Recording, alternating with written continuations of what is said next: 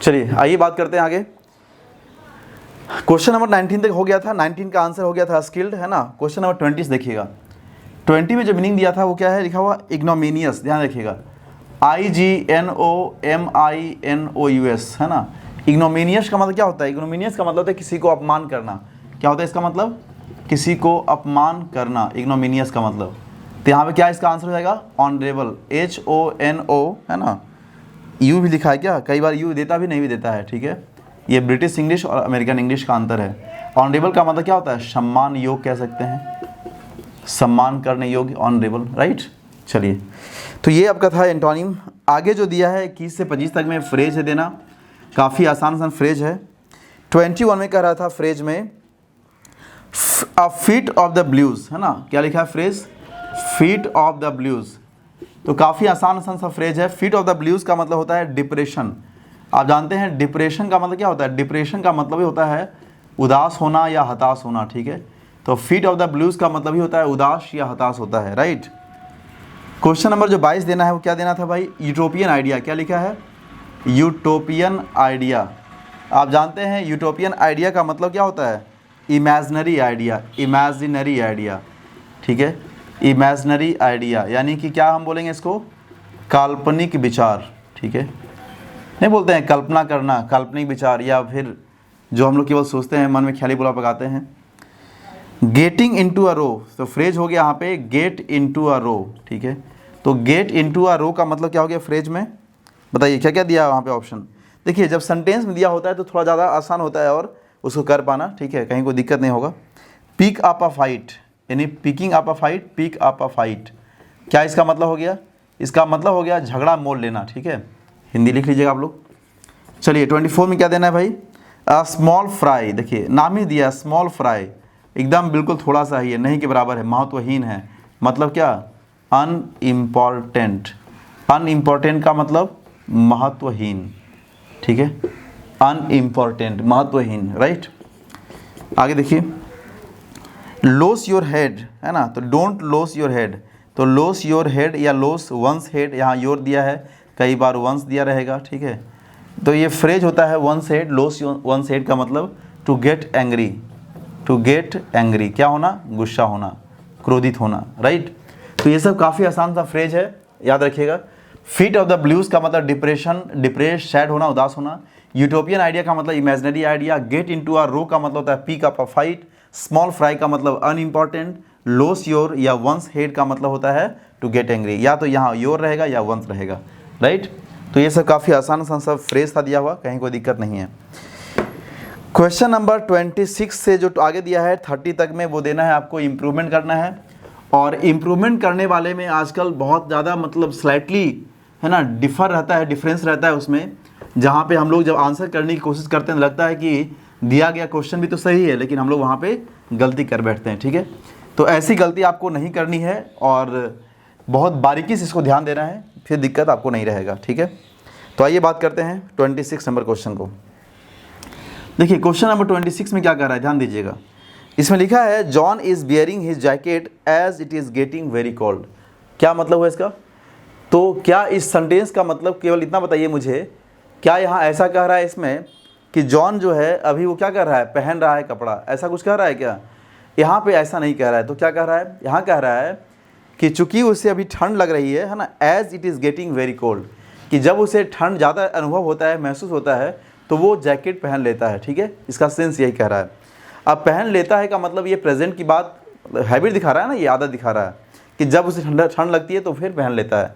तो यहाँ जो मीनिंग दिया है, ध्यान रखिएगा, फिर से मैं कह रहा हूँ, यहाँ जो मीनिंग दिया है इसमें क्या लिखा है? वेयरिंग। वेयरिंग मतलब क्या होता है? पहनना होता है। जबकि आप ऑप्शन के अगर बारे में बात करें तो ऑप्शन में भी क्या दिया है? Taking on, sorry putting on. अभी हमने बताया था थोड़ी देर पहले कि पुट ऑन का मतलब क्या होता है? पहनना होता है। लेकिन यहाँ पे सही आंसर आपका हो जाएगा नो इम्प्रूवमेंट, वेयरिंग ही सही होगा। क्यों? क्योंकि वेयरिंग का मतलब होता है ठंडा लगने के समय उसको जैकेट पहन रहा है, मतलब वो एक आदत है। जबकि जैसे बोलते हैं I am putting on my shirt, बोलते हैं ना, मैं अपना शर्ट अभी पहन रहा हूँ। तो जो काम कंटिन्यूसली उस समय हो रहा है, जिस समय बोला जा रहा है, तो वहाँ पुट ऑन का यूज़ करेंगे, ठीक है। लेकिन हम शर्ट क्यों पहनते हैं भाई? तो जैसे अपने बॉडी को ढकने के लिए, कवर करने के लिए, या ठंड लगती है तो उसको बचाने के लिए हम लोग स्वेटर पहनते हैं, है ना। या उलन क्लॉथ पहनते हैं, तो वहाँ पे आप जब पहनते हैं तो उसके लिए क्या यूज़ करेंगे, वेयर यूज़ करेंगे, राइट। लेकिन आप उसमें अगर पहन रहे हैं उस पार्टिकुलर टाइम में तो वहाँ पे क्या बोलेंगे, कंटिन्यूअस दिखाएंगे, पुटिंग ऑन यूज़ करेंगे, ध्यान रखिएगा। चलिए 27 में यहाँ क्या हो जाएगा इसमें, तो I worked in this office since 2005। देखिए चूँकि यहाँ पे सिंस लगा हुआ है तो आप जानते हैं सिंस या फॉर के केस में क्या होता है, ये तो वैसे जानते होंगे आप लोग बिल्कुल कि इधर का जो स्ट्रक्चर होता है वो जनरली क्या होता है, प्रेजेंट परफेक्ट, प्रेजेंट में कोई भी परफेक्ट कॉन्टिन्यूअस होता है, मेनली यही ना होता है, कोई भी परफेक्ट कॉन्टिन्यूअस, चाहे वो प्रेजेंट परफेक्ट हो, ऐसा कुछ भी हो। तो इस हिसाब से हमारा आंसर क्या हो इसमें, सही हो गया, हैव बीन वर्किंग, ठीक है। I have been working in this office since 2005, मैं 2005 से इस ऑफिस में काम कर रहा हूँ, ठीक है। लेकिन फिर सुनिए, अगर यही क्वेश्चन सेंटेंस इंप्रूवमेंट में ना दे करके अगर एरर में दिया रहता तो यहाँ पे आप क्या करते, वर्ड को चेंज करके आप हैव बीन वर्किंग करने के बजाय सीधे आप वर्ड के पहले हैव लगा देते। मतलब ये जो लिखा हुआ है इसमें कि आई हैव बीन वर्किंग, ठीक है, I have been working in this office since 2005, हम इसको केवल इतना भी रिप्लेस कर सकते हैं, जो यहाँ पे वर्क दिया था WRKED, हम इसके पहले अगर केवल हैव लगा दें तो हमारा सेंटेंस फिर सही हो जाएगा ये, ठीक है। लेकिन फिर भी आप इसको ही प्रीफर करिए। वैसे एग्ज़ाम में कई बार इस सेंटेंस में छोटा वाला को मानता है, मतलब हैव वर्क को भी करता है, लेकिन कई बार इसको भी प्रीफर करता है, ठीक है, तो ध्यान रखिएगा थोड़ा सा। चलिए 28 number, the host offered me tea but I denied it. आप जानते हैं किसी के प्रस्ताव को ठुकराने के लिए हम लोग किसका यूज़ करते हैं, रिफ्यूज़ का यूज़ करते हैं, ठीक है, रिफ्यूज़ का यूज़ करते हैं प्रस्ताव ठुकराने के लिए, तो हमें इससे रिफ्यूज़ आएगा। डिनाई का यूज़ कब करते हैं, कल भी मीनिंग आया था डिनाई, डिनाई का मतलब होता है सच बातों को मानने से क्या करना, इनकार करना, डिनाई का मतलब, ठीक है।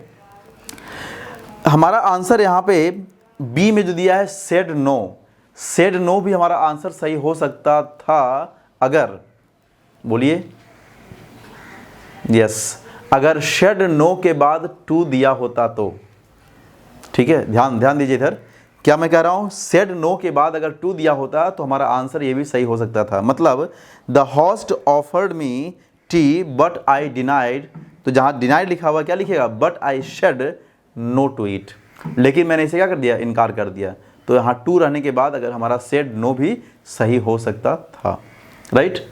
चलिए 29 देखिएगा क्या लिखा है, क्वेश्चन नंबर 29 देखिएगा, ध्यान दीजिएगा क्या कह रहा है इसमें, can any spiritually dead man be so as to have no love for his native country.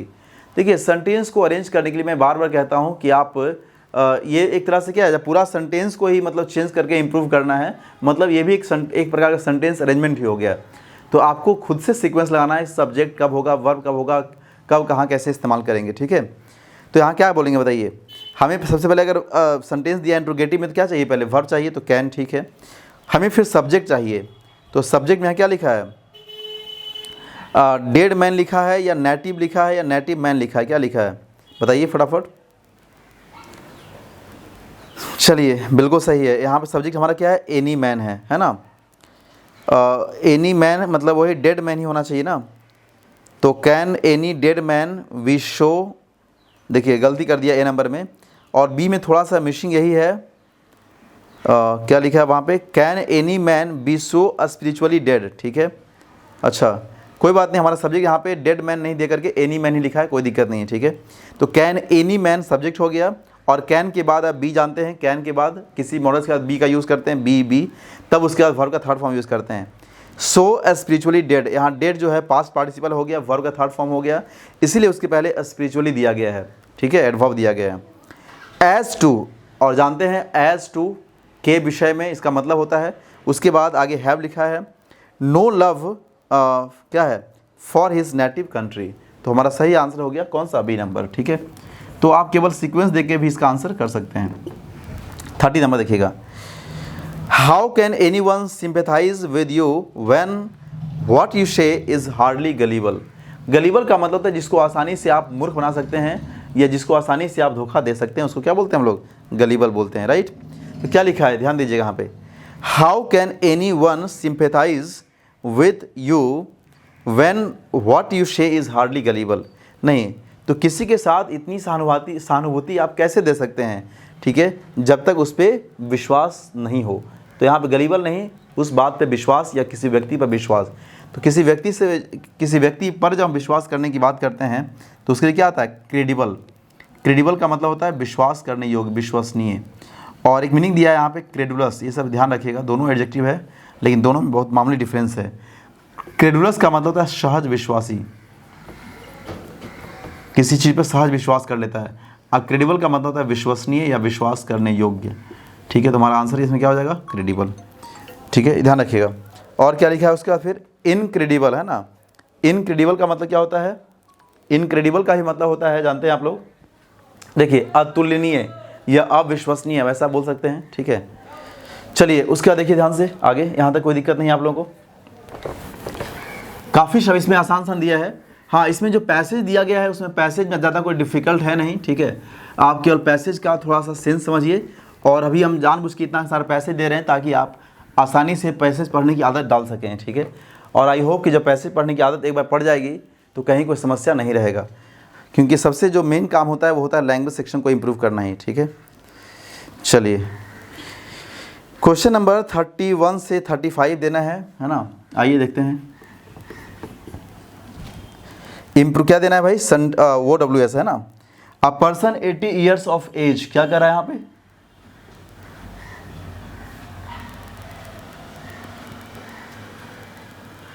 चलिए a person 80 years of age, यहाँ सही आंसर हो जाएगा ऑक्टाएजनेरियन, ठीक है। काफ़ी आसान है। सेप्टोएजनेरियन का मतलब होता है 70 ईयर्स का, और सेक्सो का मतलब 60 ईयर्स का, और नॉन एजनेरियन का मतलब 90 ईयर्स का, ठीक है। देख लीजिएगा फटाफट। Too much official rate formality, इसको क्या बोलते हैं हम लोग, रेट टैपिज्म बोलते हैं। लाल फीता शाही, क्या इसको बोलते हैं हम लोग, रेट टैपिज्म, लाल फीता शाही, ठीक है। जबकि ब्यूरोक्रेसी का मतलब नौकरशाह होता है, डिप्लोमेसी का मतलब कूटनीति होता है। मैं केवल बोल रहा हूँ, आप लोग लिख लीजिएगा। ऑटोक्रेसी का मतलब होता है स्वायत्त तंत्र, ठीक है। चलिए इसका आंसर केवल हम यहाँ नोट कर लेते हैं। फिर क्या कह रहा है उसके बाद, इनक्लोजर फॉर वर्ड्स, उसको क्या बोलते हैं हम लोग, एवियरी, है ना। एवियरी जहाँ पक्षियों को रखते हैं एवियरी होता है, और एपियरी होता है जहाँ हम किसको रखते हैं, मधुमक्खियों को, वीज, मधुमक्खियों का जो रहने का जगह होता है उसको एपियरी बोलते हैं, और जहाँ पक्षी को रखते हैं उसको एवियरी बोलते हैं। जबकि पेन का मतलब बाड़ा होता है ना। और लेयर का मतलब होता है जंगली जानवर को रहने का जगह, लेयर, LAIR, ठीक है। नेस्ट जो मीनिंग दिया है, नेस्ट ऐसी घोंसला के लिए होता है, और कोई जगह नहीं है, नेस्ट पक्षी लोग अपने बनाते हैं खुद से। दैट कैन नॉट बी कन्क्वेयर्ड, जिसको हम जीत नहीं सकते उसको क्या बोलते हैं, इनविंशिबल, है ना, इनविंशिबल, जिसको जीता नहीं जा सके। इनवल्नरेबल का मतलब है जिसको कमज़ोर बनाया नहीं जा सके कभी। इनटेंजिबल का मतलब होता है जिसको स्पर्श नहीं किया जा सके, ठीक है। और इनइविटेबल का मतलब क्या होता है, इनइविटेबल का मतलब होता है अटल, जिसको टाला नहीं जा सके। फिर देखिए हार्ड टू प्लेज, जिसको खुश करना कठिन है उसको क्या बोलेंगे हम लोग, फास्टिडियस बोलेंगे। जिसको है ना प्रसन्न करना कठिन है, फास्टिडियस यहाँ बोलेंगे, फास्टिडियस, यानी जिसे खुश करना या प्रसन्न करना क्या है, काफ़ी डिफ़िकल्ट है। लोकेशियस जो मीनिंग दिया इसका मतलब होता है बातूनी। स्टबर्न का मतलब जिद्दी होता है। और एपिक्यूरियन जो मीनिंग दिया था, एपिक्यूरियन, इसका मतलब क्या होता है, शानदार व्यंजन होता है। तो कम से कम जो हम बोलते हैं उस बोलते बोलते भी आप लोग नोट करते आइए, अच्छा रहेगा, ठीक है। स्टॉप करके वीडियो को आप पॉज करके आप लोग वहाँ पे नोट कर लीजिएगा। चलिए एक्विजिशन करेक्टली स्पेल देना है यहाँ पे, ठीक है। एक्विजिशन सही है, इसी को करेक्शन करना था आपको। तो यहाँ पे A नंबर ही हमारा आंसर होगा एक्चुअली, लेकिन करेक्शन क्या करना है, ACQUISITION, ठीक है। जबकि यहाँ पे क्या कर दिया है, यहाँ पे S के बाद I मिसिंग कर दिया है। एक्विजिशन का मतलब होता है कोई चीज़ को एक्वायर करना, प्राप्त करना, ठीक है। चलिए तो यहाँ पे थोड़ा करेक्शन कर लीजिएगा। 37 नंबर में जो देना है आपको, सही क्या है इसमें, अट्रैक्टिव सही है। क्या सही है इसमें, attractive, ATTRACTIV, attractive, right. Representative थोड़ा स्पेलिंग सुधार लीजिएगा, REPRE कर लीजिएगा, है ना, रिप्रेजेंटेटिव। एडमिनिस्ट्रेटिव में ADMINIS होता है, ठीक है, देख लीजिएगा। डिमॉन्स्ट्रेटिव में DEMON होता है, DEMON, डिमॉन्स्ट्रेटिव, राइट। चलिए उसके बाद फिर क्या दिया 38 नंबर में, हायरार्की गलत है, सही क्या होता है, HIERAR, ध्यान दीजिएगा, HIERARCHY, है ना। तो हायरार्की इसका मतलब क्या होता है, अनुक्रम होता है, वंशानुक्रम कह सकते हैं। एनार्की, ANARCHY, एनआरसी इसको पढ़ते हैं, अराजकता, वहाँ पे ओ की जगह ए कर लीजिएगा। सही आंसर यहाँ पे जाएगा मोनार्की, ठीक है, जिसका मतलब क्या होता है, राजतंत्र होता है, MONARCHY, राजतंत्र। और यहाँ एक मीनिंग दिया है इसमें, डिस्क्रिपेंसी, DISCREPNCY, डिस्क्रिपेंसी का मतलब क्या होता है, अंतर होता है, ठीक है। चलिए उसके बाद देखिए क्या लिखा आगे, अक्रेंस, अक्रेंस में OCCURRENC, डबल आर कर लीजिए वहाँ पे, तो इसके हमारा सही आंसर यहाँ क्या हो जाएगा, रिकरेंस, RECU, ठीक है, डबल RENC, रिकरेंस का मतलब होता है बार बार किसी घटना का घटित होना, ठीक है। तो अक्रेंस में भी डबल आर कर लीजिएगा, रेफरेंस में एक F काट दीजिएगा, रिलायंस में भी एक L काट दीजिएगा, राइट। चलिए उसके बाद फिर यहाँ पे कोऑपरेटिव में एगो P काट दीजिएगा, कॉम्पिटिटिव में भी एगो P काट दीजिएगा, डिस्क्रिप्टिव में DIS नहीं बल्कि DES होता है, ठीक है। तो सही आंसर यहाँ क्या हो जाएगा, रिसेप्टिव, रिसेप्टिव, रिसेप्टिव का मतलब ग्राह्य बोलते हैं, ग्राह्य का मतलब ग्रहण करने योग्य, ग्रहण करने वाला। तो इस ढंग से कुछ मीनिंग था, बाकी आप लोग इसको देख लीजिएगा, ठीक है। चलिए इसके बाद जो इसमें पैसेज दिया गया है, और पैसेज का आप आंसर यहाँ पे नोट किया हुआ है, पहले से देख लिए थे, कुछ ज़्यादा डिफिकल्ट है नहीं पैसेज में। पैसेज केवल क्या कह रहा है, आइए थोड़ा सा इसको सेंस को हम समझ लेते हैं, क्या कह रहा है ये। चलिए देखिए ध्यान से, पैसेज क्या कह रहा है। दो तरह का पैसेज दिया गया है, छोटा बड़ा साइज से मत जाइएगा, है ना। पहला जो पैसेज था उसमें कह रहा था, थोड़ा सा मैं पढ़ के समझा देता हूँ, देखिए ध्यान से क्या लिखा है, अनलाइक द मासेस, ठीक है, क्या लिखा है भाई, unlike the masses intellectuals have a taste for rationality and an interest in facts. मतलब मासेस का मतलब होता है जो जन सामान्य लोग हैं उनसे बिल्कुल अलग होकर के, ठीक है। जो इंटेलेक्चुअल्स होते हैं, जो बौद्धिक क्षमतावान लोग होते हैं, have a taste for rationality, मतलब उनके अंदर लॉजिकल गुण होता है, ठीक है, जबकि आम लोगों के पास ऐसा गुण नहीं होता है। And an interest in facts, their critical habit of mind makes them resistant to the kind of propaganda that works so well on the majority, ठीक है। यानी उनकी जो अंदर एक कैपेसिटी होता है वो लॉजिकल होता है, हर बात को वो लॉजिकली सोचते हैं, जबकि आम लोग ऐसा नहीं करते, ठीक है। फिर देखिए, intellectuals are the kind of people who demand evidence, बिल्कुल सही बात है। लॉजिकल सोचने वाला हर तरह का इंसान क्या चाहिए, हर बात के लिए उसके पीछे एविडेंस चाहिए कि प्रूफ है तो हम मानेंगे, अदरवाइज नहीं मानेंगे, ठीक है। And are shocked by logical inconsistency, अगर कई बार वो इनकन्सिस्टेंसी मतलब क्या होता है, जहाँ पे कोई चीज़ कंसिस्ट नहीं है, कंसिस्टेंस नहीं है, ठीक है, असंगत कह सकते हैं आप लोग, लॉजिकल असंगत। एंड फॉलेसिस, फॉलेसिस का मतलब होता है फॉल्स बिलीव्स, ठीक है, गलत अवधारणाएं। पूछा भी है question, they regard over simplification as the original sin of the mind and have no use for the slogans. Oversimplification का मतलब ये होता है कि वो आसान बातों को विश्वास नहीं करते, ठीक है। हाँ, सम्मान करना एक अलग चीज़ होता है, लेकिन उसको ऐसा ट्रीट नहीं करते, वो हर बात को लॉजिकली लेते हैं। तो ये कह रहे they regard over simplification as the original sin of the mind, मतलब क्या हुआ यहाँ पे, ये इसको कैसे सम्मान देते हैं या कैसे मानते हैं, तो कहते हैं कि नहीं, ये हमारे माइंड का सबसे बड़ा पाप है भाई, सीन है। किसी भी बात को हल्के में मान लेना, तुरंत भी उस बात पर विश्वास कर लेना, ऐसा करना उचित नहीं है। No use for the slogans, the unqualified assertions and sweeping generalisations which are propagandist stock in trade, ठीक है। तो इस पूरे का जो पैसेज का मतलब था वो ये था कि जो इंटेलेक्चुअल्स लोग होते हैं वो लॉजिकल होते हैं, वो इनकन्सिस्टेंसीज या फॉलिसी चीज़ों को विश्वास नहीं करते, वो हर बात के लिए चाहते हैं फुल प्रूफ यानी एविडेंस चाहते हैं, ठीक है।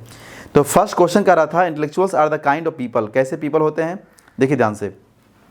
अगर आप ध्यान से देखें तो यहाँ पे क्या लिखा है, डी नंबर ऑप्शन लिखा है, आप पढ़ेंगे तो मिल जाएगा आपको। क्या लिखा है, accept only those things which are logically consistent and well supported by evidence, बिल्कुल सही बात है, यही चाहते ही है। फॉलिसीज का मतलब फॉल्स बिलीफ, बी नंबर में। A trait which intellectuals do not possess, कौन ट्रेड का मतलब होता है कैरेक्टरिस्टिक्स, विशेषता, ऐसी कौन सी विशेषताएं हैं जो उसके पास नहीं है, तो क्या है, बिल्कुल सही बात है, ओवर सिम्प्लीफिकेशन नहीं है, बाकी सारा चीज़ है, क्रिटिकल थिंकिंग भी है, रेशनैलिटी भी है, लॉजिकल थिंकिंग भी है, लेकिन ओवर सिम्प्लीफिकेशन को पाप मानते हैं वो, ठीक है। The first sentence of the passage suggest that, क्या सजेस्ट करता है भाई, देखिए, all intellectuals have a taste for rationality, अगर सारे लोगों के पास ऐसा है, इंडिविजुअल्स के पास ऐसा है क्या, नहीं है, तो क्या है, intellectuals have like individuals, sorry behave like individuals not like members of a crowd, ये अपने आप में व्यक्तिगत तौर पे मतलब चीज़ों को सपोर्ट करते हैं, ये भीड़ की बातों पर विश्वास नहीं करते। द मेजॉरिटी, सही answer C number, the majority of the people, क्या कर रहा है, जो मास संख्या में लोग हैं वो क्या करते हैं, देखिए ध्यान से, do not possess a critical habit of mind. ज़्यादातर लोगों के पास आलोचना करने का ये बिल्कुल नहीं होता है, वो किसी द्वारा कही गई बातों को यकीन कर लेते हैं, मान लेते हैं, ठीक है। देखिए अगला जो पैसेज दिया गया था, यहाँ तक क्लियर है आप लोगों को। अगला जो पैसेज थोड़ा बड़ा है साइज में, लेकिन बड़ा साइज में है, जो जितना बड़ा साइज होता है उतना ही आसान होता है। तो आप इसको खुद से पढ़िएगा और अगर कोई डाउट होगा तो ज़रूर पूछिएगा, क्योंकि पैसेज पढ़ने की आदत डालनी चाहिए, ठीक है। और कोई दिक्कत है नहीं इसमें, आंसर का जो तरीका है वो काफ़ी आसान है। एक दो आंसर हम करने का प्रयास करते हैं। देखिए मतलब आप पढ़िएगा इसको। 46 नंबर क्वेश्चन, कुछ ऐसा भी क्वेश्चन पूछा जाता है जहाँ पे ऑथर का पूछेगा कि ऑथर का व्यूज़ क्या है, वो क्या चाहता है। The writers attitude towards the literary critics is of, कैसा चाहता है। तो आप जब पूरे पैसेज में पढ़ेंगे तो वहाँ क्या मिलेगा आपको कि उसका जो विचार है वो क्रिटिकल विचार है, यानी किसी पर आलोचना करने के अर्थ में है। तो आलोचना करने का अर्थ एक ही मीनिंग दिया है, स्कॉर्न। सही आंसर हो जाएगा स्कॉर्न, ठीक है। फिर देखिए ध्यान से यहाँ पे 47 क्या करें, the writer's advice to the literary artist regarding criticism of their work, ठीक है, इज टू। अब ध्यान दीजिए क्या लिखा है यहाँ पे, तो यहाँ लिखा था इसमें मेंटेन परफेक्ट साइलेंस। ये अब जब लास्ट पढ़िएगा तो मिल जाएगा आपको। देखिए लास्ट 2 लाइन पढ़िए, silence is the only safeguard as is the only dignified protest against insult and offence. मतलब आप बिना ज़्यादा पैसेज पढ़ करके भी केवल हाईलाइट करके चीज़ों को आंसर कर सकते हैं, ठीक है। 48 में कह रहा था, it is an established fact that our literary artist are, क्या है, तो जीनियसेस हैं, टैलेंटेड हैं, सक्सेसफुल हैं, क्या है, तो अनहैप्पी हैं अपनी चीज़ों से। यंग राइटर्स क्या है भाई, ओवर कॉन्फिडेंट होते हैं आजकल यंग राइटर्स जो होते हैं। The literary publishers publish only, कैसे चीज़ पब्लिश करते हैं, जो चीज़ बिक सकता है, बेचने वाला, ठीक है, सेलेबल, बी नंबर। तो ठीक है, आई होप कि आपको सारी बातें